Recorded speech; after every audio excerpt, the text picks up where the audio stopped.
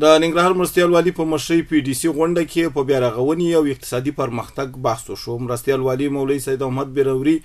په لرو پرتو سیمو کې د بنسټیزو پروژو په پرپلي کېدو اقتصادي پرمختګ ته د کار کولو، د آبادۍ او رغونې چارې پرمخ وړلو، د شاککارو ماشومانو پالنې، روزنې او سپانسر ته د پاملرنې او د وروستیو روغتون له امله د ویجاړو شویو، تخریب شوو اماراتي پروژو او شخصي املاکو د رغولو غوښتنې وکړې.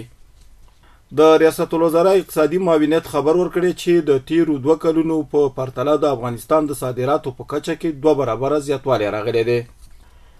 د سرحدونو، قومونو او قبایلو چارو وزارت له لوري د پروان ولایت په مرکز چاریکارو کې د اسلامي نظام د ثبات، یووالي او انسجام په موخه جوړه شوې غونډه کې قومي مشرانو له اسلامي امارت غوښتي چې د سړکونو، ښوونځیو، روغتیايي مرکزونو، مخابراتي شبکو جوړولو او کاري فرصتونو ایجاد په برخه کې د ولس ته خدمتونه وړاندې کړي. د ننګرهار کرنې، اوبو لګولو او مالدارۍ ریاست مسؤلین وایي په دغه ولایت کې تیر طوفان او شدیدو بارانونو زرګونه جریبه کرنیزه ځمکه او فصلونه له منځه وړي دي. د دوی په وینا په دغه ویجاړونکي طوفان کې لسګونه څاروي هم له منځه تللي دي. د ننګرهار ولایت مرکز جلال آباد ښار او بټي کوټ ولسوالۍ کې د افغاني سرې میاشتې ټولنې له لوري د 3 ورځو په ترڅ کې د هغو 1500 کورنیو سروې ترسره شوه چې وروستیو روغتون له امله ورته ځاني او مالي زیانونه اوښتي وو.